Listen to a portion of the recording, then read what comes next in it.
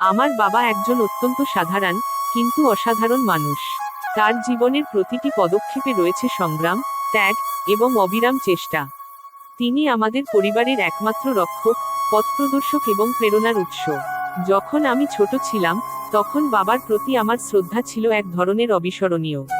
আমি বুঝতে পারিনি তার জীবন কিভাবে কাটছে, কিন্তু যখন বড় হলাম, তখন বুঝতে পারলাম আমার বাবা আসলেই কি ছিলেন। আমার বাবা একজন শিক্ষক ছিলেন।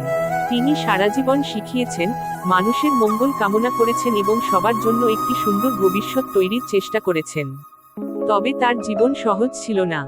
আমাদের ছোট্ট শহরে জন্মানো এবং বড় হওয়া সত্ত্বেও, বাবার জীবনের গল্প ছিল এক ধরনের সংগ্রামী যাত্রা।